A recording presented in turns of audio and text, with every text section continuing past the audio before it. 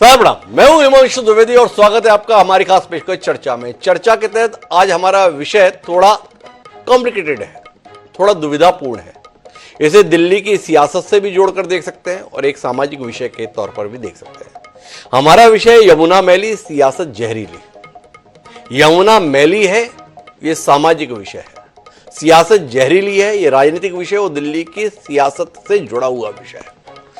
इस बात में कोई शक नहीं है कि इस समय देश की अधिकांश नदियां जहरीली हो रही हैं।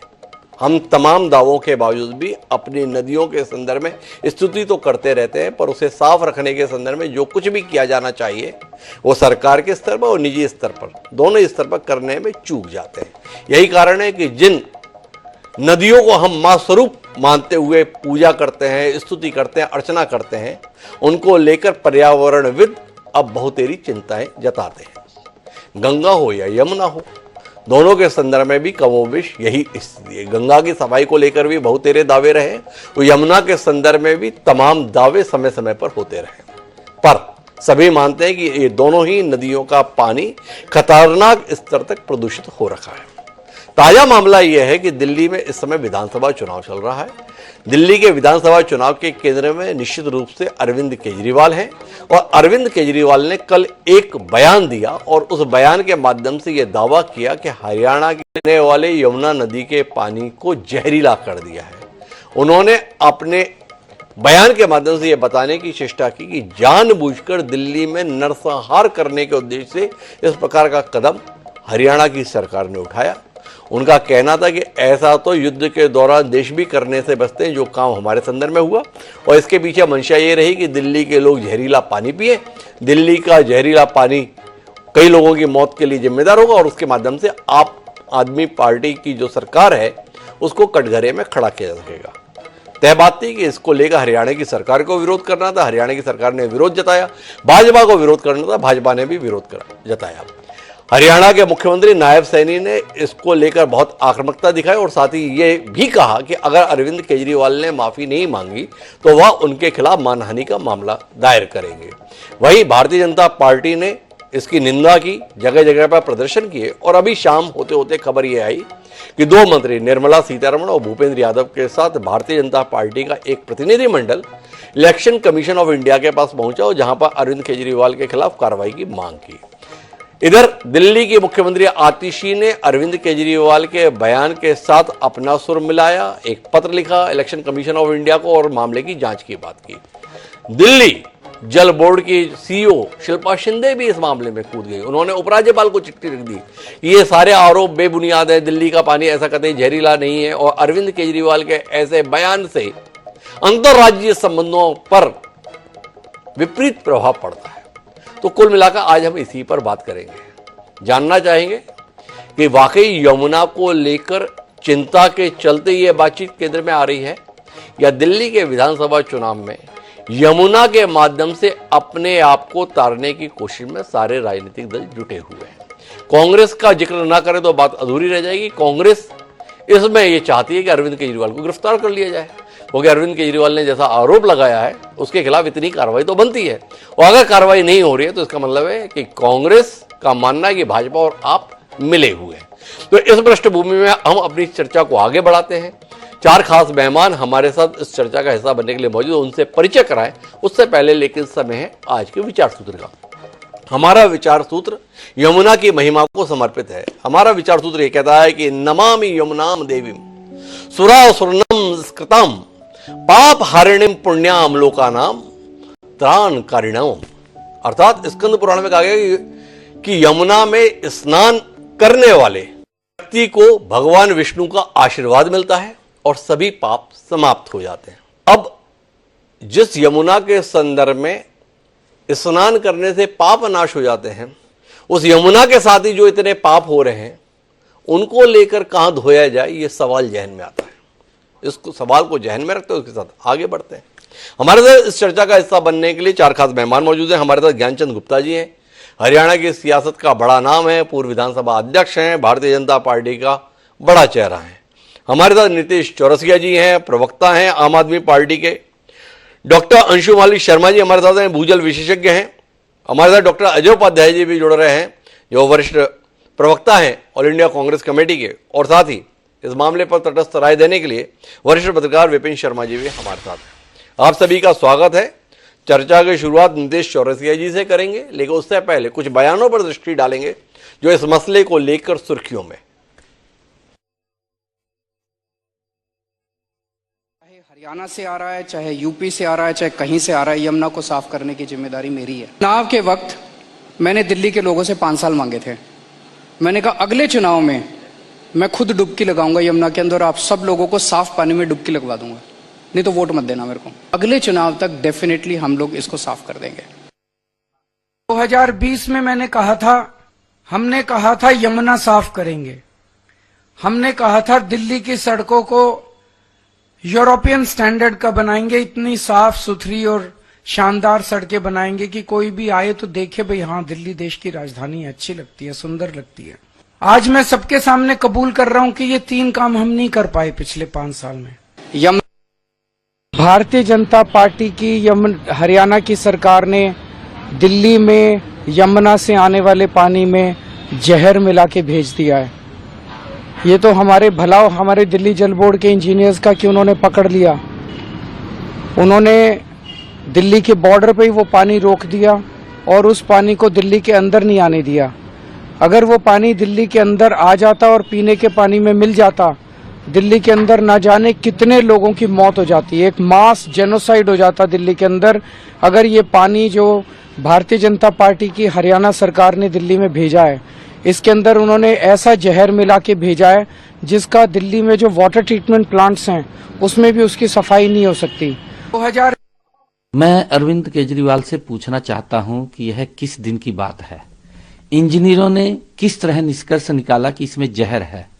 केजरीवाल बताए कि कौन सा जहर डाला गया, कितने टन जहर डाला गया, फिर बॉर्डर पर पानी को कैसे रोका, कोई दीवार बनाई, कहां बनाई, कितना समय लगा, कितना खर्च हुआ, और फिर हरियाणा ने तो कभी भी पानी नहीं रोका। तो जो पानी रोका इन्होंने वो कहां गया? इस जहरीले पानी से कितनी मछलियां मरी? इस सरासर झूठे और घटिया बयान के लिए वो हरियाणा और दिल्ली की जनता से तुरंत माफी मांगे, वरना हम। मैं केजरीवाल जी से पूछना चाहती हूँ कि उन्होंने जो वायदा करा कि इसके ऊपर हम जो है यमुना को बिल्कुल साफ करेंगे, आज वो यमुना का जो पानी है उसके ऊपर व्हाइट फ्रॉथिंग ऐसे होती है जैसे वहां पे वो, अगर आप जाके देखिए ना कि ये कोई बर्फ जैसे जमी होती है, इस तरह से लगता है। इतनी झूठ बोल रहे हैं, और दिल्ली वालों के साथ जिन्होंने इनको इतना जबरदस्त समर्थन दिया। तो शुरू करते हैं नीतीश चौरसिया जी आपसे। यमुना तो आपसे साफना हुई, कोई बात नहीं, पर आप तो नई कहानी लेकर आ गए। पहली बार ऐसा आरोप लगा है इस देश की सियासत में कि कोई एक राज्य की सरकार नरसंहार के लिए पानी में जहर मिला रही है। और जिस दिल्ली जल बोर्ड के हवाले से यह आरोप लगाया गया, उसकी सीईओ तो शिल्पा शिंदे खुद ही उपराज्यपाल को चिट्ठी लिख दी है, कार्रवाई की जाए अरविंद केजरीवाल के खिलाफ। नीतीश जी। सर्वप्रथम तो आप सभी को मेरा नमस्कार, और आपके दर्शकों के साथ साथ सभी पैनलिस्टों को मेरा नमस्कार। हिमांशु जी, बात अगर मैं थोड़ा सा आपको और पीछे लेके चलूंगा, किस प्रकार दिल्ली की जनता के साथ भारतीय जनता पार्टी एक नाराजगी जाहिर करती है, हमेशा एक खिसियाई अपना खींच निकालती रही है। आपको ध्यान होगा जब एक ओवरफ्लो चल रहा था, बाढ़ का समय चल रहा था, तो हमने ही एक्सपोज करा था किस प्रकार एक बांध पे, जो बांध का डाइवर्जन एक खोला नहीं गया था, जिसके वजह से दिल्ली में पानी का लेवल बढ़ गया था और जरूरत से ज्यादा बढ़ गया था। और तमाम ऐसी हमारी जो गेट थे, वॉल थे, वो सारे जो है ओवरफ्लो हो गए थे, जिसकी वजह से बाढ़ की कई क्षेत्रों में स्थिति बन गई थी। तो हमने ही उसका एक्सपोज करा। उसके बाद चीजें सब जनता के समक्ष आई, मीडिया के समक्ष आई, और उसके बाद उन्होंने जल्दीबाजी में उसको डाइवर्ट करा, पानी को डाइवर्ट करा, और स्थिति सामान्य हुई। तो ये आज एक दूसरा विषय हमने जनता के समक्ष रखा कि किस प्रकार जो एसटीपी अमोनिया 1 ppm बनाने तक कैपेबल है ट्रीट करने के लिए, उसको हद से हद 2, उससे ज्यादा जैसे ही होता है, वो उसकी ट्रीटमेंट जो है वो कहीं ना कहीं ओवर प्रोडक्शन में चली जाती है, ओवर कैपेबल हो जाती है।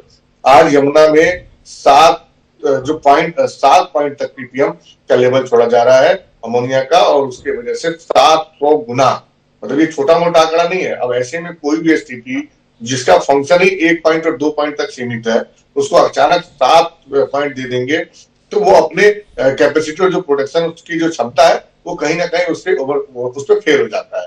आज हमने ये चीज एक्सपोज करा और हमने इलेक्शन कमीशन को भी हमने इसकी शिकायत दर्ज कराई। हमने कहा कि ये न सिर्फ एक सोची समझी साजिश है, ये राजनीति पर्दे के पीछे दिल्ली की जनता के खिलाफ है, हमें बदनाम करने की कोशिश की जा रही है। और साथ के साथ दिल्ली जिस प्रकार से 30 सालों से भाजपा पीछे है, ये हमें बदनाम करके और एक बहुत सोची समझी साजिश के तहत दिल्ली में साजिश तो ठीक है नितेश जी, पर इस साजिश के संदर्भ में दावा है दिल्ली जल बोर्ड के आधार पर कि दिल्ली के जल बोर्ड के इंजीनियरों ने समय पर जान लिया और इसके संदर्भ में आवश्यक कदम उठा लिए।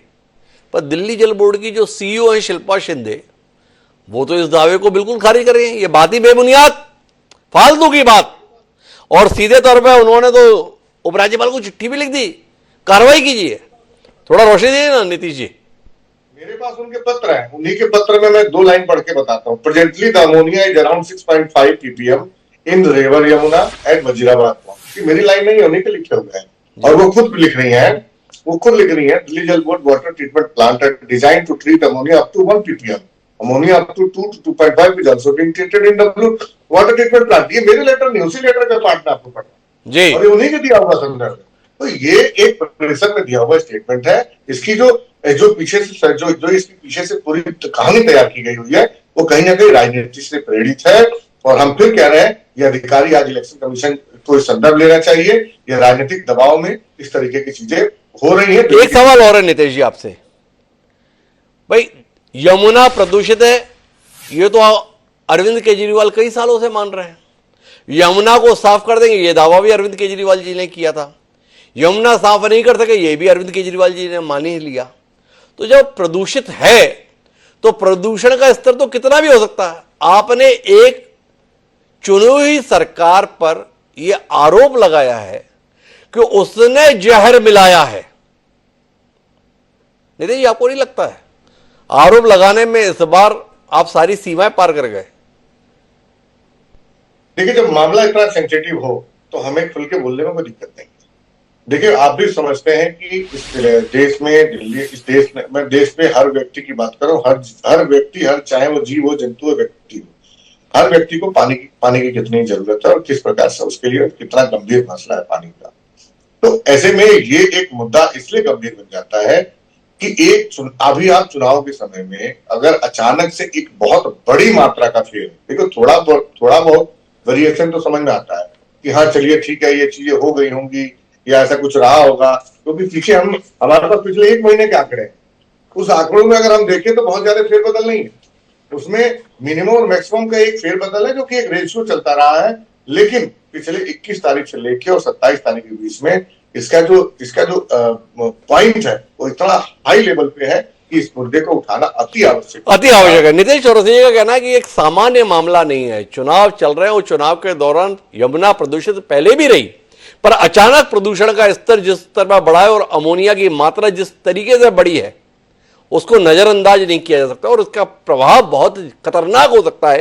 इसलिए हम ये बात कहने के लिए बाध्य हुए। मुझे आना है ज्ञानचंद जी के पास, लेकिन आना चाहता हूं मैं डॉक्टर अजय उपाध्याय जी के पास। कभी अरविंद केजरीवाल के प्रति सम्मान भरी निगाहों से देखने वाली कांग्रेस, कभी जेल जाने पर अरविंद केजरीवाल के समर्थन में खड़ी होने वाली कांग्रेस आज इस बात से बड़ी परेशान है कि अरविंद केजरीवाल ने ऐसे आरोप लगाए और अभी तक उन्हें जेल नहीं भेजा गया। डॉक्टर अजय उपाध्याय मेरे साथ में है, कुछ रोशनी दीजिए। अरविंद केजरीवाल को फिर से जेल में देखना चाह रहे हैं डॉक्टर अजय उपाध्याय, क्या हो गया? जेल में देखने की बात थी, निश्चित तौर पे शराब घोटाले को लेकर शिकायत हमारे द्वारा हुई थी। टाइमिंग की बात थी, टाइमिंग पर भी हमने प्रश्न उठाया था कि संवैधानिक संस्थाओं का आप कितना उपयोग कर रहे हैं। साहब तो इसमें खिलाड़ी हैं, साहब जिस तरह से करते हैं उपयोग, चुनाव के वक्त उनको जेल में डालने का जरूर प्रयास हुआ, पर वो ये केस चुनाव के वक्त नहीं किया गया था। अब आज के मुद्दों की यदि बात कर ले हम, तो वाकई प्रदूषण तो हर स्तर पर चाहे वो आम आदमी पार्टी के लोग हों या भाजपा के लोग हों, फैला रहे हैं। लोगों का दिल्ली में सांस लेना उतना ही मुश्किल हो गया है। सांस लेने की जब बात आएगी तो कहेंगे कि पहले तो पंजाब से आती थी वो सारी पराली वाली प्रदूषण, अब किसकी सरकार है पंजाब में भाई? अब क्यों नहीं बोलते हो? अमोनियम नाइट्रेट का बहाना। चलिए, केजरीवाल साहब को रोने गाने की बड़ी पुरानी बीमारी है, रोते गाते बहुत अच्छे से हैं, विक्टिम कार्ड बहुत अच्छे से खेलते हैं। इस बार जनता उनके साथ वो कार्ड खेल रही है। दिल्ली की जनता को समझ में आ गया है कि धोखेबाज को अच्छे से जिस तरह से धोखा लगातार दिया उन्होंने, इस बार जनता उनको सबक सिखाना चाहती है। अब वो परेशान हैं, बौखलाए हुए हैं, डरे हुए हैं, और बार बार जो बोलते थे वो जी ये दोनों मिले हुए हैं, इस बार ये सच में ये दोनों मिले हुए हैं। नहीं डॉक्टर, ये बताइए आप परेशान किस बात से हैं? अरविंद केजरीवाल ने बताया कि यमुना का पानी हद से ज्यादा जहरीला हो गया है, इतना जहरीला हो गया है कि अगर पिया जाएगा तो लोग मर भी सकते हैं। और इसके संदर्भ में नीतीश चौरसिया हमें रिपोर्ट भी साझा कर रहे हैं कि देखिए ये है पानी की टेस्टिंग रिपोर्ट। तो आप किसके समर्थन में खड़े हैं?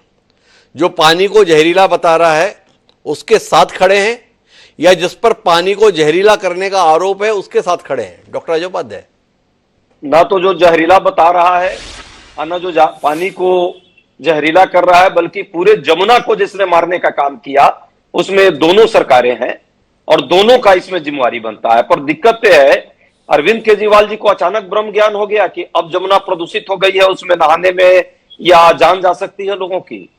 अरे झूठे, इससे बड़ा मकारी कुछ हो सकती है?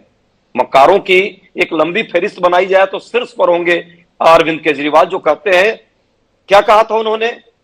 जमुना मैया का कसम खाया था ना, 10 साल पहले से कसम खा रहे हैं।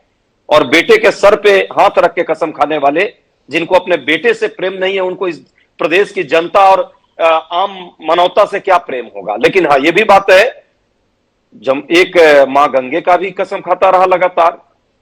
जिस समय लाशें बढ़ती रही उस समय हम सबने देखा था कोरोना के टाइम में कैसे फपक फकफक कर रोने का नाटक करते थे। जमुना का जो हाल है वही मां गंगे का भी हाल किया। नहीं डॉक्टर जो बताए, थोड़ा आप कहीं उलझ रहे हैं। आप परेशान किस बात से है? अरविंद केजरीवाल नायब सैनी सरकार पर, भाजपा की सरकार पर आरोप लगा रहे हैं, इस बात से आप परेशान हो गए? या अरविंद केजरीवाल ये बता रहे हैं कि यमुना का पानी कितना प्रदूषित है, ये जानकर आप परेशान हो गए? या आप परेशान इस बात को लेकर हैं कि यमुना प्रदूषित तो हुई पर यह जानकारी आपको नहीं मिल पाई और आप आरोप लगाने से चूक गए? व्यंग्यात्मक शैली में प्रश्न पूछा कि जमुना प्रदूषित हो गई और जब दिल्ली वासियों को पता ही नहीं चला। हम भी उसी में से एक हैं। देशवासियों को पता ही नहीं चला गंगा कब प्रदूषित हो गई। ये तो दोनों जब ज्ञानी पुरुष आते हैं और बड़े नाटकीय अंदाज में जब ये बात करते हैं, तब तक जनता को ये ज्ञान की प्राप्ति होती है। हमें परेशानी इस बात से है कि ये दोनों जो है मक्कार हैं, झूठे हैं, ठग हैं। एक महाठग है, एक मदारी है, एक महामदारी है, और लगातार ये जो भावना भड़का करके वोट लेने का काम कर रहे हैं, झूठ बोलकर वोट ले रहे हैं। इस बार जनता समझ चुकी है और इस बार ये दोनों परेशान है। डॉक्टर जो बताइए, मैं आखिरी टिप्पणी आपकी लेता हूं, फिर मैं ज्ञानचंद जी के पास चलता हूं। एक मदारी है, एक महामदारी है, आप क्या हैं? केवल दर्शक? नहीं, हम एक जनता के मुद्दों को लड़ने वाले, सड़क से संसद तक के एक राजनीतिक दल के एक कार्यकर्ता है, और वैसा कार्यकर्ता जो सिद्धांतों पर लड़ता है, संस्थाओं की रक्षा के लिए लड़ता है, लोकतंत्र को मजबूती के लिए लड़ता है और जनता के मुद्दों पर झूठ नहीं बोलता है। जो जनता के लिए लड़ता है वो बाहर बिठाया जाता है और जो तमाशा करता है उसको संसद और विधानसभा में पहुंचाया जाता है। डॉक्टर अजय उपाध्याय के दावे कमोबेश ये सवाल खड़े करते हैं, पर इन पर बातचीत फिर कभी। अभी तो ज्ञानचंद गुप्ता जी के पास चलते हो, ज्ञानचंद जी से जानते हैं दिल्ली जीतने के लिए क्या क्या करेंगे ज्ञानचंद जी आप लोग? भाई बताओ। वोट लेने के लिए प्रचार करना था, जनता को लुभाना था, आप तो किस प्रकार का हथकंडा अपना लिए भाई? अरविंद केजरीवाल बता रहे आप तो सीधे पानी में जहर तक बनाने लगे, और उस पानी में जहर मिलाने लगे जिसको हमारे यहां पुण्य सलीला माना जाता है। हमारे यहां सप्त नदियों की पूजा की विधियां हैं, गंगे च यमुने चैव गोदावरी सरस्वती नर्मदे सिंधु कावेरी जलस्मिन् सिंधु। अब आपसे जानना चाहता हूं क्या कर रहे हैं आप लोग? सनातन संस्कृति के रक्षक। जिस प्रकार से आपने कहा कि हम सातों नदियों की पूजा करते रहे हैं, हमारी सनातन संस्कृति, हमारी ये पवित्र जो यमुना की धारा है, हिमालय की पवित्र गोद से निकल करके लाखों वर्षों से, महाभारत काल से ये यमुना नदी बहती आ रही है और नदियां हमें हमारे जीवन के एक पवित्र अंग है। महाभारत तक के काल के अंदर इनका सबका हमें वर्णन मिलता है, लेकिन आज जिस प्रकार से श्री केजरीवाल जी ने और दिल्ली की मुख्यमंत्री आतिशी जी ने एक बहुत ही इररिस्पॉन्सिबल और डेंजरस स्टेटमेंट, किस प्रकार से वोट के लिए वोटों को हाथ से सत्ता जाते हुए देखते हुए किस प्रकार से लोगों को गुमराह किया जा सकता है, किस प्रकार से हरियाणा सरकार को बदनाम करने का काम आज दिल्ली की मुख्यमंत्री और पूर्व मुख्यमंत्री किस प्रकार से कर रहे हैं कि जमुना के पानी में जहर घोल दिया। क्या केजरीवाल जी और आतिशी जी बताएंगे कहां पर, किसने, कितना, कब ये जहर घोलने का काम किया?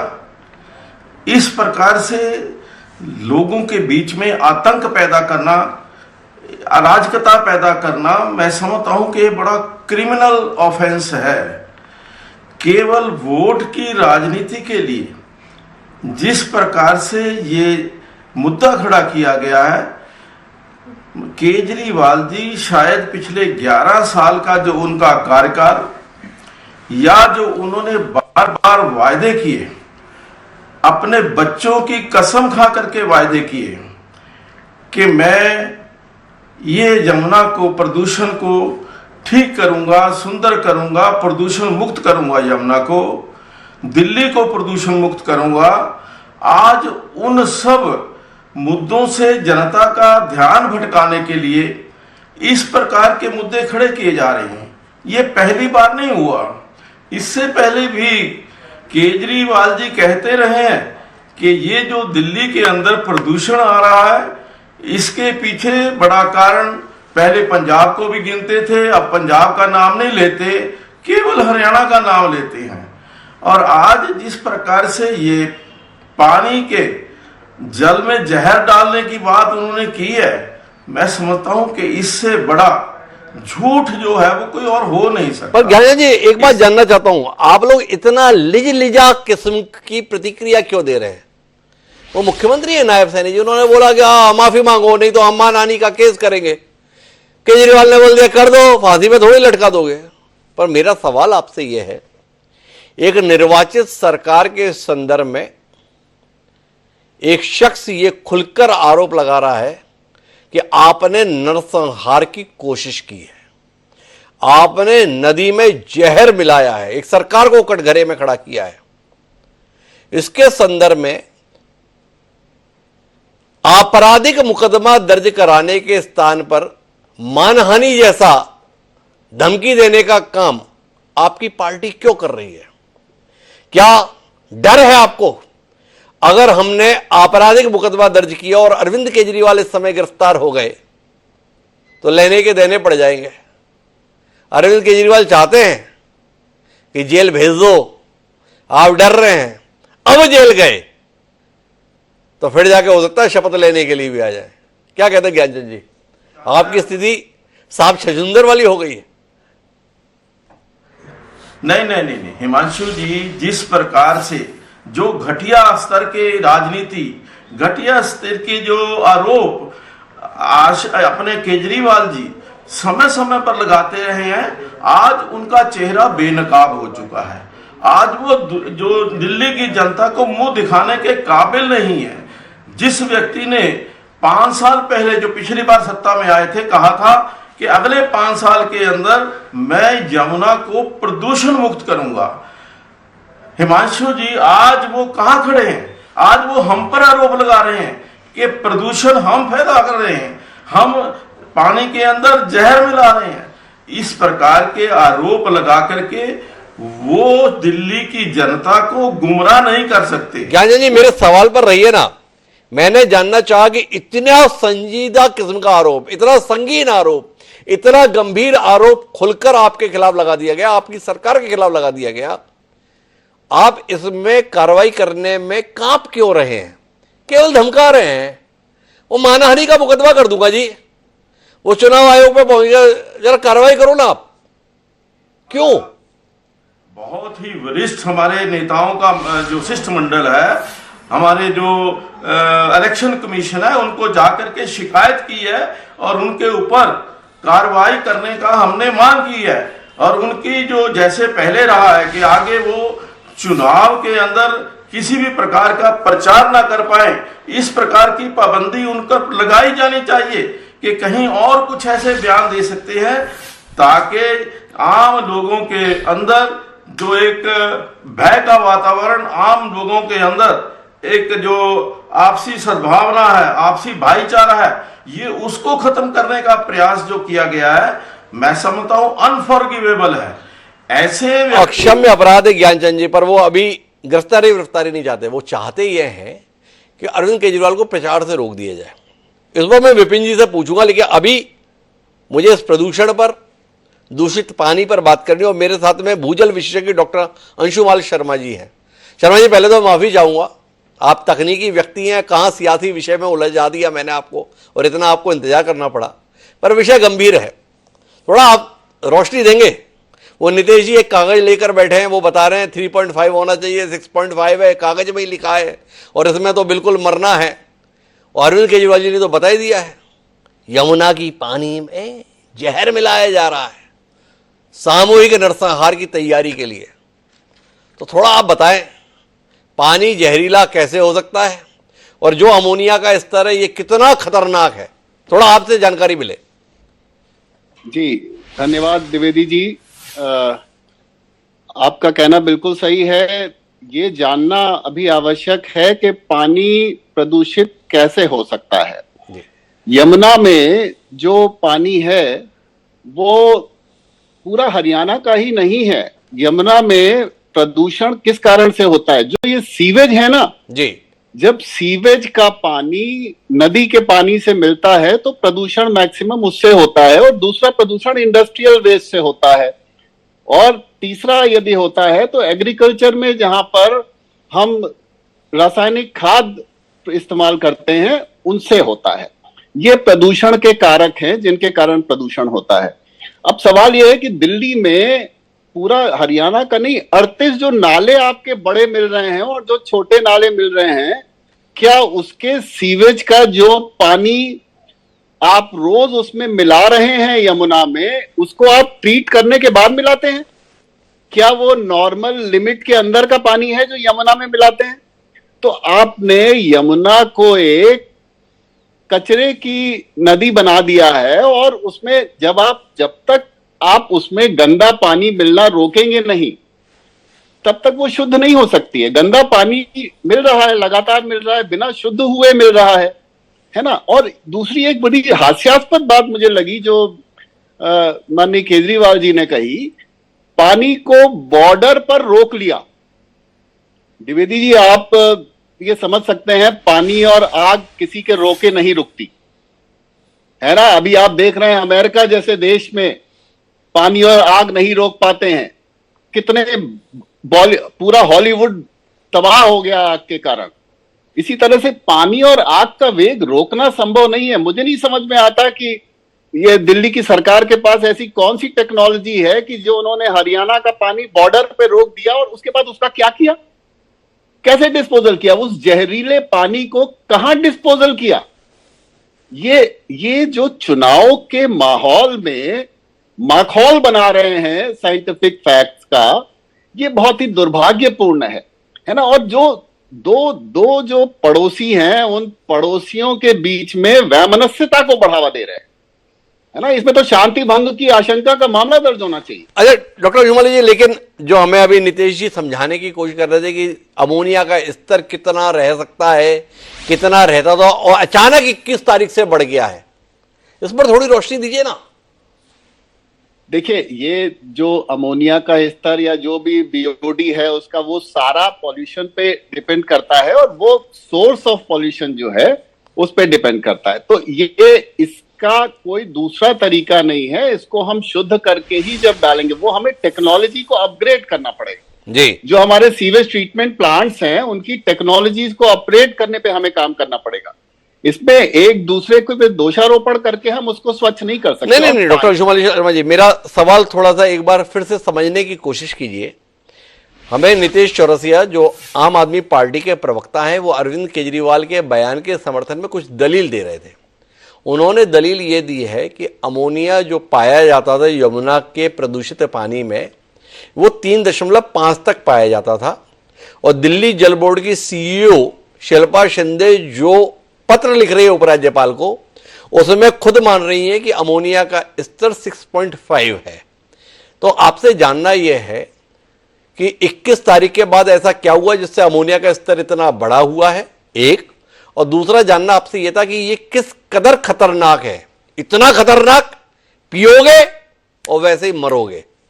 सामूहिक नरसंहार इसके पीने से हो जाता। वो तो ईश्वर का शुक्र है अरविंद केजरीवाल और आम आदमी पार्टी की सरकार दिल्ली में थी, जिसने समय पर आवश्यक कदम उठाकर इस संभावित नरसंहार से दिल्ली की जनता को बचा लिया। ये दावा है। तो आप जैसा विदित करें अपनी जानकारी से कि वाकई हमको बचा लिया गया या हमको ठीक से डरा लिया गया, इसमें मदद कीजिए। देखिए, मैं वही कह रहा था कि ये इस बात का क्या कोई रिकॉर्ड है कि इससे पहले ये इससे कम ही था और इसी दिन ये बढ़ा?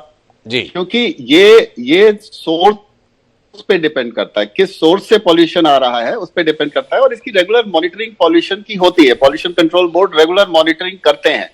यदि उसमें डेटा देखें तो आपको ये अंदाज हो जाएगा कि ये सडनली नहीं बढ़ा होगा जी, क्योंकि मुझे नहीं लगता कि ऐसी सडनली किसी कारण से ये बढ़ जाएगा और ऐसा कोई नेचुरल कारण उसका समझ में भी नहीं आता है जिसके कारण होगा। और शायद इसीलिए वो आरोप लगाने का प्रयास कर रहे हैं। पर ये भी नहीं कह सकते क्योंकि क्या यमुना का पानी सीधे कोई पी रहा है? यमुना का पानी अभी एक बात रह गई आपके उत्तर में, 6.5 कितना खतरनाक, इस पर तो बताइए। देखिए, 6.5 खतरनाक, नेचुरली जब जो परमिसिबल लिमिट है उससे ज्यादा होगा तो वो व्यक्ति की इम्यूनिटी की कैपेसिटी के हिसाब से सबको अलग अलग नुकसान तो करेगा, नो डाउट। ऐसा हम नहीं कह सकते कि वो नुकसानदायक नहीं है, लेकिन जब हम पीने के पोर्टेबल वाटर जो होता है उसको ट्रीट करने के बाद उसमें से वो जो नुकसानदायक तत्व हैं उनको निकालने के बाद हम सप्लाई करते हैं। As it is supply in river water नहीं किया जाता पीने के लिए। नहीं अंशुमाली, आप मेरी थोड़ी मदद करने में कंजूसी कर रहे हैं। मैं विनम्रता पूर्वक आपसे ये कहना चाहता हूं, जो दिल्ली में जल शोधन संयंत्र है उनके संदर्भ में यह दावा किया जा रहा है कि जिस स्तर का प्रदूषण है, जिस स्तर का अमोनिया की मौजूदगी यमुना के पानी में है, यह संयंत्र इसकी सफाई करने के लिए सक्षम नहीं है। एक बिंदु तो ये। दूसरा, आपसे जानना ये चाहता था मैं निजी तौर पर अपने दर्शकों की जानकारी के लिए कि 6.5 अगर स्तर है पानी का, तो उस पानी का सेवन किस हद तक खतरनाक हो सकता है? किस स्तर तक अमोनिया की मौजूदगी मानव शरीर सहजता से बर्दाश्त कर सकता है? और क्या स्तर ऐसा है जिसमें जान का भी जोखिम आ सकता है? अरविंद केजरीवाल को भूल जाइए। तकनीकी तौर पर इस पर आपके पास कोई जानकारी है जो आप हमारे साथ साझा कर सके? नहीं, ये तो मेडिकल एक्सपर्ट ही बता सकेंगे कि कितने में उनकी बॉडी को कितना नुकसान होगा, लेकिन निश्चित तौर पर नुकसान तो होगा। जब परमिसिबल लिमिट से ऊपर आप जाते हैं तो नुकसान करता है। तो नुकसान होगा, ये डॉक्टर अंशुमाली शर्मा जी का है। अंशुमाली शर्मा जी ने एक दलील दी है कि एकदम से इतना बढ़ कैसे सकता है। तो मैं इसके संदर्भ में आऊंगा वापस नीतीश जी के पास, लेकिन अभी नीतीश जी थोड़ा सा मैं चाहूंगा सियासी बातचीत हो जाए। विपिन जी मेरे साथ में है। विपिन जी, आप बताओ, वो प्रवेश शर्मा जी ने जो चुनाव लड़ रहे ना अरविंद केजरीवाल के खिलाफ नई दिल्ली से, उन्होंने 2 दिन पहले डुबकी लगवाई अरविंद केजरीवाल के कटआउट को। ये पानी उससे तो जहरीला ना हो गया जिसके चलते अरविंद केजरीवाल को कहना पड़ा नरसंहार की तैयारी थी। वो कटआउट इतना जहरीला था जिसके चलते यमुना का पानी इस कदर जहरीला हो गया। थोड़ा आप बताओ विपिन जी, कौन जहरीला? पानी जहरीला, सियासत जहरीली, मन जहरीला, तन जहरीला, कौन जहरीला? हिमांशु जी, सियासत जो है वो जहरीली हो चुकी है और टाइमिंग, देखिए यहां पर सिक्के के दोनों पहलू है, क्योंकि आपने बड़े अच्छे अंदाज में ये सारी बातों को आगे रखा। तो गंभीर मुद्दा है, तो दर्शक ये ना समझे कि हम हल्के में ले रहे हैं, लेकिन यहां पर टाइमिंग को लेकर कई सवाल उठ रहे हैं जी। देखिए, क्योंकि मैं अंग्रेजी अखबारों के साथ जुड़ा रहा हूं, एक अंग्रेजी का फ्रेज मैं इस्तेमाल करूंगा, फियर मॉन्गरिंग, फियर साइकोसिस, कि भय का माहौल बनाना। और यहां पर नेताओं से क्या अपेक्षा करी जाती है यहां पर कि आपको रोल मॉडल समझा जाता है। हम लोग तो बड़े साधारण लोग हैं, पत्रकार हैं, पत्रकारिता में जीवन खपाया है, लेकिन नेताओं को आदर्श समझा जाता है। और यही कारण है कि जब एक आम आदमी वोटर अपने कंफर्ट जोन से बाहर निकलता है और अपना बेशकीमती वोट डालने जाता है, अपना जनादेश देता है, जिस पे भी वो भरोसा जताता है, क्योंकि उसको उम्मीदें हैं कि ये लोग हमारे जो अधूरे सपने उनको पूरे करेंगे, अंजाम तक ले जाएंगे, मुकम्मल करेंगे।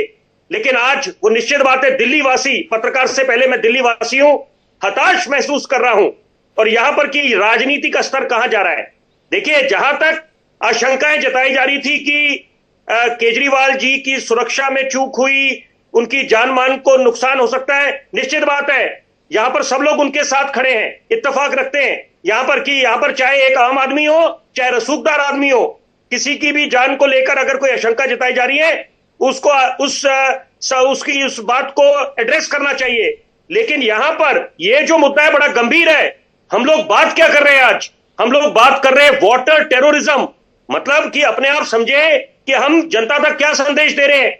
और मैं थोड़ा सा, जबकि मैं तकनीकी आदमी नहीं हूं, पत्रकार हूं, लेकिन जो समझ मैं रखता हूं बतौर पत्रकार और जो मैंने खुद स्टडी करी है, तो मैं उसके आधार पे एक बात बोलूंगा कि यहां पर देखिए कई जरूरी बातें कि एक तरफ जब दिल्ली जल बोर्ड के सीईओ शिल्पा शिंदे ये बात बिल्कुल साफ एक बात she didn't means any words, she said कि all these allegations are without any basis, इनका कोई आधार नहीं है। और यहां पर तो उससे बिल्कुल स्थिति साफ हो जानी चाहिए। और यहां पर आप कुछ बातें बोले कि एलजी के साथ तकरार है, वो बात समझ आती है, निश्चित बात है आम आदमी पार्टी की, क्योंकि कुछ अच्छे काम करे हैं। और यहां पर पहले भी जब शीला दीक्षित जी की सरकार थी तब भी बाधाएं आती थी, मतभेद होते थे, गतिरोध होता था, लेकिन काम नहीं रुकते थे, राजनीतिक असर यहां नहीं आता था। आज जो दिल्ली वासियों को देखना पड़ रहा है, क्योंकि देखिए मिसाल के तौर पे थोड़ी सी बारिश हो तो जल भराव की समस्या हो जाती है, गर्मी भीषण होने लगे तो पानी की किल्लत मच जाती है, प्राण वायु को लेकर कोरोना काल में किल्लत मची, समझ आता है, हाहाकार मच गया था तब। लेकिन यहां पर पानी को लेकर किल्लत मचे राजधानी में, तो आप समझ सकते हैं कि कहां पर दिल्ली जा रही है।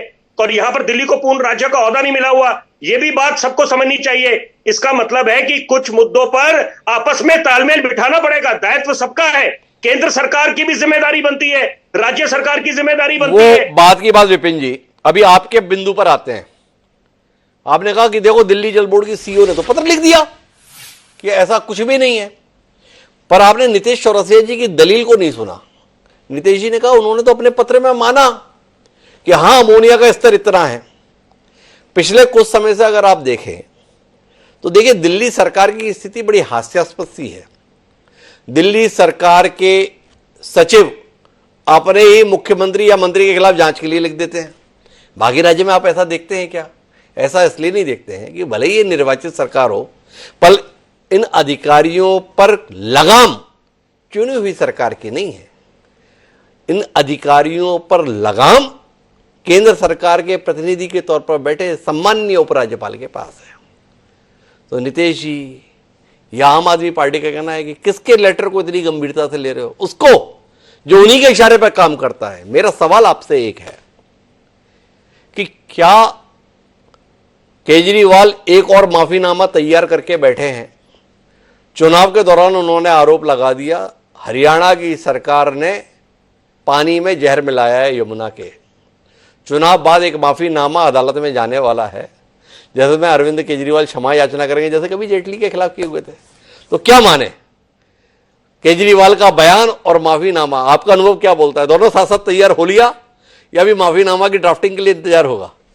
निश्चित बात है हिमांशु जी, इसमें कोई दो राय नहीं है, क्योंकि वो खुद समझते हैं। एक तरफ जब वो भाजपा पे आरोप लगाते हैं ईडी और सीबीआई को लेकर, टाइमिंग को लेकर, पिछले चुनाव में 2024 में लोकसभा के, तो वहां पर वो बात अपनी जगह दुरुस्त थी कि टाइमिंग को लेकर सवाल उठ रहे थे। और जैसे कि इस बारी आपको पुजारियों और ग्रंथियों की याद आई, बहुत अच्छी बात है, सम्मानीय बात है, प्रशंसनीय है। लेकिन यहां पर सबको हक बनता है, कांग्रेस को हक बनता है कि वो सवाल उठाए आम आदमी पार्टी पे कि आपको अब याद आ रही है। तो यहां पर अभी सवाल ये पैदा होता है कि टाइमिंग को लेकर, चुनाव कुछ दिन दूर रह गए, 5 फरवरी को दिल्ली वासी वोट डालने जाएंगे, तो आप अब इस समय पानी को जहरीला बोल रहे हैं। और सबसे जरूरी बात है, मैं चाहता हूं ये बात भी दर्शकों तक पहुंचे कि वाटर ट्रीटमेंट प्लांट्स भी तो है। आप जब बात कर रहे हैं 6.6 पीपीएम हो गया है अमोनिया का जो लेवल है, तो यहां पर वाटर ट्रीटमेंट प्लांट्स भी तो है। और सबसे बड़ी बात है, ये भाजपा के नेता खुद बात बोल रहे हैं कि कितनी मछलियां मरी, तो आप माफी मांगे, तो सबसे पहले तो असर उसका उन मछलियों पे होता। तो आज जो आम आदमी पार्टी दावा कर रही है, कुछ बातें, जो कुछ आरोप लगाते हैं, वो निराधार नहीं होते। ये भी बात मैं बड़े जिम्मेदारी से बोल रहा हूं। लेकिन ये वाला मुझे लगता है इट हैज गॉन टू फार, ये सीमा पार थोड़ा ज्यादा हो गया। विपिन जी हमें ये समझाने की कोशिश कर रहे हैं। नीरज जी, आपको भी चर्चा के दौरान महसूस हुआ क्या कुछ ज्यादा ही कर गए इस बार अरविंद केजरीवाल हड़बड़ाहट में? पानी जहरीला, यहीं तक रुक जाते तो बात ठीक थी। सरकार ने जहरीला कर दिया, जहर मिलाकर थोड़ी ऊंची छोड़ दी। क्या कहते हो नितेश जी? देखिए, आम आदमी पार्टी तो जरूरी मुद्दों को जरूरी तौर से उठाने के लिए समय और सीमा नहीं देखती है। वो तो मुद्दे जो हैं उसको तो उठाएगी। और आपने देखा होगा, जैसे हमने मुद्दे उठाए, हमें धमकी मिली। और आपने खुद ही अपने चैनल पे बताया कि किस प्रकार वहां के सीएम साहब कह रहे हैं कि भाई साहब हम मानहानि का केस कर देंगे और ऐसे कर देंगे।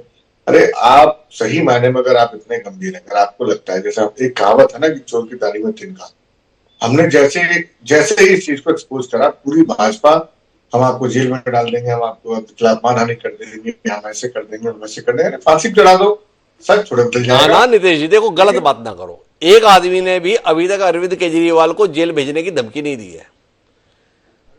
सियासी लोग हैं, जानते हैं नवा नुकसान क्या समय अरविंद केजरीवाल का जेल जाना नुकसान पहुंचा देगा भाजपा को। भाई अरविंद केजरीवाल को मानहानि की धमकी दी है। मेरा सवाल अभी वापस आपसे नितेश जी ये है, क्या आप वाकई मानते हैं कि हमारे देश में ब्यूरोक्रेसी या सरकारी कर्मचारी इस स्तर पर गिर चुके हैं कि अपने ही देश की जनता को मारने के लिए यमुना जैसी नदी में जहर मिलाने के कार्य में सन्निध हो जाएंगे? ये काम एक मुख्यमंत्री, भाजपा के कार्यकर्ता के तो बस का है नहीं, एक नदी में जहर मिलाना है आपके अनुसार। क्या वाकई आप मानते हैं कि हरियाणा का सरकारी तंत्र इतना ज्यादा दबाव में आ चुका है, इतना भ्रष्ट हो चुका है, इतना गैर जिम्मेदार हो चुका है, इतना संवेदनशील हो चुका है कि वो नदी को जहरीला करने के लिए उसमें जहर मिला देगा? ये सवाल है नितेश जी आपसे, क्योंकि आपकी पार्टी के सुप्रीमो ने यह आरोप लगाया है कि हरियाणा सरकार ने यमुना में जहर मिलाया है। हम बिल्कुल इस बात को मानते हैं, क्योंकि न सिर्फ एक लापरवाही, तो ये लापरवाही वजह नहीं हो सकती इसकी। अगर देखिए, जो ट्रीटमेंट, जो सिस्टम हमारे पास है, दिल्ली के पास है, दिल्ली के पास 37 सीवेज ट्रीटमेंट प्लांट है और किसी राज्यों के पास तो वो भी नहीं है। अगर जो ये रेगुलर पानी आ रहा है, इसकी मॉनिटरिंग मुझे उम्मीद है कि हरियाणा भी अपने लेवल पे करती होगी। अगर वो अपने लेवल पे कहीं कुछ गलतियां हुई हैं, कहीं कुछ कमियां हुई हैं, और ये इतने ब्रॉड लेवल पे हुई है, तो ये माना जाएगा इसमें बहुत बड़ा रहस्य है। और यही वजह थी कि हमने इंक्वायरी की भी बात करी। हमने कहा इस चीज को एक्सपोज हो। हमें ऐसा संदेह है, हमारा मानना है कि इसमें एक बहुत बड़ी सोची समझी साजिश है। ये सिर्फ लापरवाही इसकी वजह नहीं हो सकती। नितेश जी, आपने भाषा बदल ली। थोड़े से मेरे सवाल क्या हुए? अरविंद केजरीवाल ने संदेह नहीं जताया, अरविंद केजरीवाल ने सीधे तौर पे कहा हरियाणा की सरकार ने जहर मिलाया है। आपने संदेह जताया, डर गए? हिमांशु जी, जो हमारे पास रिपोर्ट्स हैं, और ये मेरी रिपोर्ट नहीं, उन्होंने, ये जो शिल्पा शिंदे जी हैं, उन्होंने ही इस संदर्भ को अटैच करा साथ में, उन्होंने रिपोर्ट सार्वजनिक करी, उसमें बताया कि किस प्रकार किस। नितेश जी, आप तो दिल्ली में ही रहते हैं ना? ये दिल्ली में कभी कभी हवा में प्रदूषण का स्तर सारे मानकों को पार कर जाता है, लगातार तो नहीं रहता। कभी 400, कभी 450, कभी 500। वो भी ये सरकारें जब दिल्ली को परेशान करना होता है तो खुद कर देती हैं। उनके पास कोई तंत्र है जिससे हवाओं को जहरीला कर दिया जाता है, या सरकार के पास में केवल पानी को जहरीला करने का तंत्र आया है? देखिए, अगर आप कहेंगे पॉल्यूशन की बात, खास करके एयर पॉल्यूशन की बात, तो मेरा मानना है कि देखिए ये सिर्फ दिल्ली का विषय नहीं है, ये आज के समय में पूरे विश्व का विषय है। और अगर आप किसी भी समय की बात करें, आप कभी देखते होंगे किस प्रकार कानपुर का भी जो पीएम रेशियो है वो कितना हैवी होता है, गाजियाबाद का होता है, हरियाणा के फरीदाबाद का भी होता है। मेरा व्यक्तिगत तौर से मानना है कि ये किसी भी स्टेट का विषय नहीं है, और यहाँ पे बैठे हुए सभी तमाम पैनलिस्ट भी इस चीज से एग्री करेंगे और आप भी एग्री करेंगे। सांस चाहे दिल्ली में ले रहे हो, चाहे बैठे गोवा में ले रहे हो, मुंबई में ले रहे हो। नहीं, सवाल इसलिए नहीं था नितेश जी, मेरा सवाल यह था कि जब हवा हमेशा कंसिस्टेंसी में प्रदूषित नहीं रहती, उसका स्तर एक सा नहीं रहता, तो कमोवेश वही स्थिति पानी के संदर्भ में। पानी कल जिस स्तर पर प्रदूषित था, आज किसी नए स्तर पर है। जैसे घटनाक्रम हो, आप 21 तारीख को ऐसा क्यों हो गया, अरे अरे हमें मारने के लिए ऐसा कर दिया, और वो भी एक निर्वाचित सरकार ने कर दिया। अभी भी आप शर्मसार हैं कि नहीं है, शर्मिंदा है कि नहीं है कि आपने किस किस्म का आरोप तो भारत देश की एक राज्य की चुनी हुई सरकार पर लगाया है? देखिए, काफी सीनियर पैनलिस्ट मेरे साथ बैठा हुआ है, मेरा सौभाग्य है कि आप लोगों के साथ में चर्चा में शामिल हूँ। इसके तहत मैं आपको बड़ी 2-3 चीजें थोड़ा मैं चाहूंगा कि आपसे निवेदन करूंगा कि मेरी बात 10-10 सेकंड की कंप्लीट हो जाती है। मैं भी वो वायु की बात कर रहा था, मैं फिर से चाह रहा था कि इसमें ये संयुक्त विषय है, और इसमें चाहे केंद्र सरकार चाहे कोई भी स्टेट गवर्नमेंट, ये इसमें आरोप लगाने की बात नहीं है। इस पे एक संयुक्त बैठक होकर संयुक्त तरीके से काम होना चाहिए।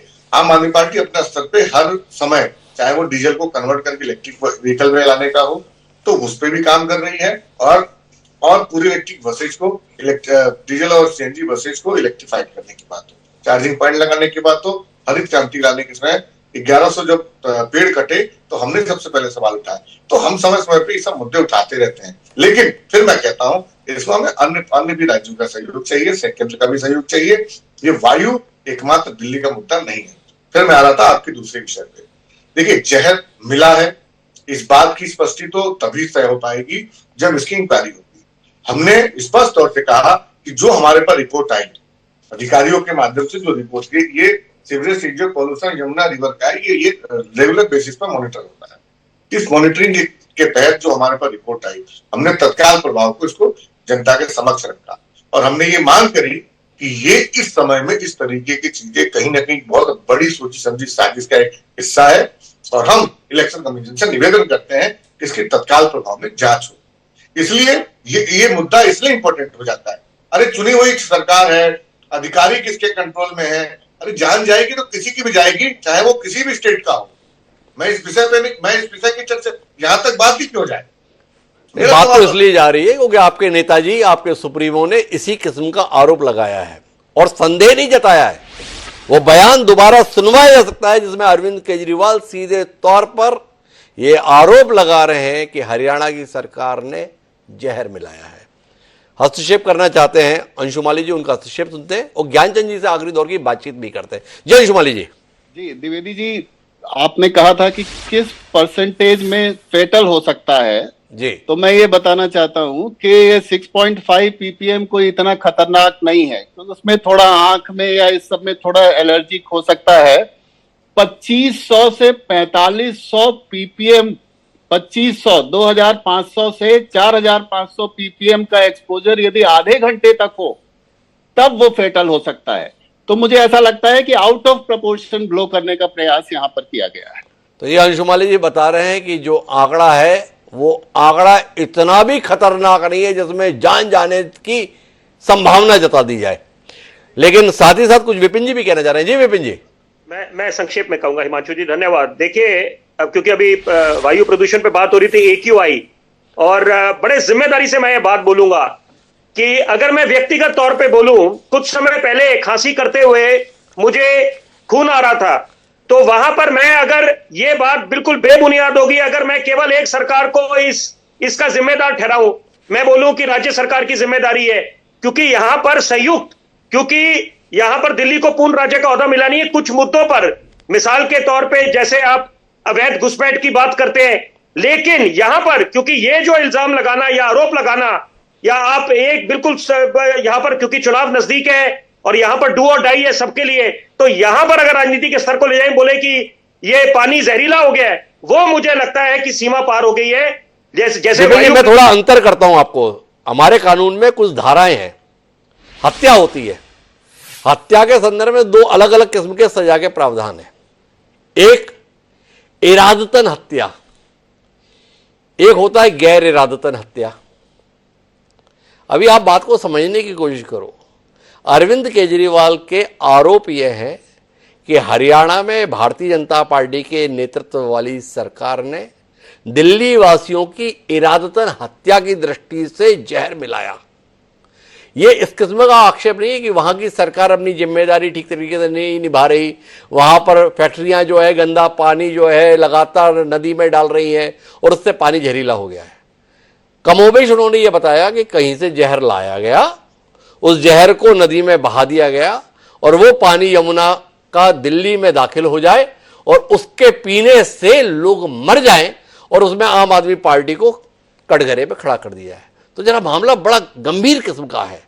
ये लापरवाही का विषय नहीं है, ये एक सुनियोजित षड्यंत्र का विषय है, इसलिए इसकी तह तक जाना जरूरी है। तो ज्ञानचंद गुप्ता जी, मेरा सवाल अब आपसे है, आप इतने बड़े षड्यंत्रकारी हो, इतनी घटिया किस्म की सियासत कर रहे हो, यह बताने की कोशिश आम आदमी पार्टी के संस्थापक एवं प्रमुख दिल्ली के पूर्व मुख्यमंत्री अरविंद केजरीवाल जी ने की है। और आपके मुख्यमंत्री कह रहे हैं माफी मांग लो नहीं तो कार्रवाई करेंगे मानहानि की। आपको नहीं लगता है कि विषय जरा ज्यादा गंभीर है? यह माफी से खत्म होने लायक नहीं है, इसमें शुद्ध रूप से कार्रवाई की जरूरत है। क्या कहते हो ज्ञानचंद जी, माफी मांगेंगे तो छोड़ दोगे आप अरविंद केजरीवाल को अब की बार?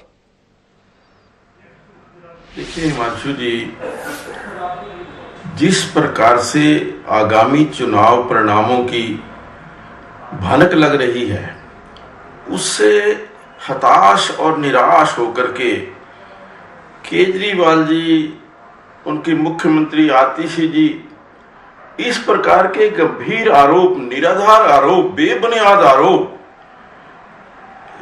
दूसरी सरकार के ऊपर लगाएं, ऐसा शोभा नहीं देता।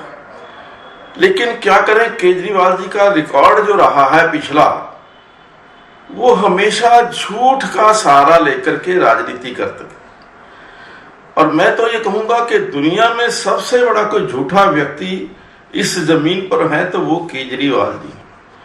आपको याद होगा कि केजरीवाल जी ने अन्ना हजारे जी के आंदोलन में कहा था कि मैं राजनीति में नहीं आऊंगा, बच्चों की कसम खाता हूं। फिर वो राजनीति में भी आ गए। उसके बाद उन्होंने कहा कि अगर मैं मुख्यमंत्री बन गया तो मैं सरकारी मकान नहीं लूंगा, सरकारी सिक्योरिटी नहीं लूंगा, सरकारी गाड़ी नहीं लूंगा, और बार बार अपने बेचारे वो नन्हे मुन्ने बच्चों की कसम खा करके वो इस प्रकार की आश्वासन लोगों को देते रहे। और 11 साल से इन्हीं झूठे आश्वासनों पर वो दिल्ली की जनता को गुमराह करते रहे। लेकिन आज जिस प्रकार का माहौल दिल्ली के अंदर उनको नजर आ रहा है, पूरे जनता को नजर आ रहा है कि केजरीवाल जी जा रहे हैं, उसी कारण वो बौखलाए हुए हैं और वो हताश और निराश हैं। और उसी हताशा और निराशा के अंदर दिल्ली के अंदर भय का माहौल, डर का माहौल और आतंक का माहौल वो पैदा करके, लोगों में भय पैदा करके भारतीय जनता पार्टी की सरकार को, हरियाणा सरकार को बदनाम करके अपना उल्लू सीधा करना चाहते हैं। देखो ज्ञानचंद जी, आपकी तकलीफ मुझे समझ में आती है, आपका दर्द भी समझ में आता है और आपकी पीड़ा भी समझ में आती है। बड़ा मलाल है आपको इस बात का कि अरविंद केजरीवाल अन्ना आंदोलन के बाद अपने घर क्यों न चले गए। बढ़िया रहता, कांग्रेस देश से भी जाती और दिल्ली प्रदेश से भी जाती। ये अरविंद केजरीवाल ने पार्टी क्या बनाई, आपका हुक्का पानी बंद हो गया दिल्ली के अंदर। दिल्ली विधानसभा में पूरा कब्जा अरविंद केजरीवाल का हो गया। जहां तक आपने वादे की बात कही कि उन्होंने ये कसम खाई थी, उन्होंने ऐसा कहा था, आपके नेता भी खाते हैं, वो हमने बिहार में सुना था, दहाड़ते हुए नड्डा जी को भी, अमित शाह जी को भी। नीतीश कुमार के लिए भाजपा के दरवाजे हमेशा हमेशा के लिए बंद हो गए। आपने दरवाजे तो क्या पूरी दीवार गिरा दी नीतीश कुमार के लिए, तो वो जाने दीजिए। अभी मेरे सवाल पर रहिए। मेरा सवाल ज्ञानचंद गुप्ता जी से केवल इतना है, जो पार्टी के बहुत बड़े नेता हैं, बड़े महत्वपूर्ण ओहदों पर अतीत में रह चुके हैं, कि अरविंद केजरीवाल ने नायब सैनी सरकार पर दिल्ली वासियों के सामूहिक नरसंहार की कोशिश का आरोप लगाया है। क्या इस आरोप से उन्हें माफी एक महज माफीनामे से मिल जाएगी, या भारतीय जनता पार्टी और नायब सैनी की सरकार अरविंद केजरीवाल को इस बयान के लिए अदालत में दोषी ठहराने तक टिकेगी? सवाल आपसे ईमानदारी का ये है। देखिए, हमारे मुख्यमंत्री बहुत ही दयावान कह लीजिए, एक सरल और सीधे व्यक्ति हैं। जो मन के अंदर है वही उनकी जुबान के अंदर है।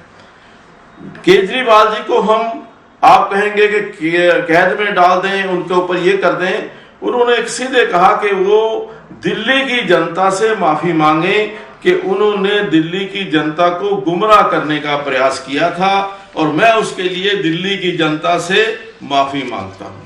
मैं समझता हूं कि प्रायश्चित कर लेने से जो उसकी जो मन की स्थिति है वो ठीक हो जाती है। तो कुल मिलाकर हम बातचीत के मर्म पे पहुंचे, तो कुल मिलाकर जब तक अभी दिल्ली में मतदाता अपने मताधिकार का इस्तेमाल नहीं करता है, तब तक ऐसे बयानों के लिए देश और दिल्ली को तैयार रहना चाहिए।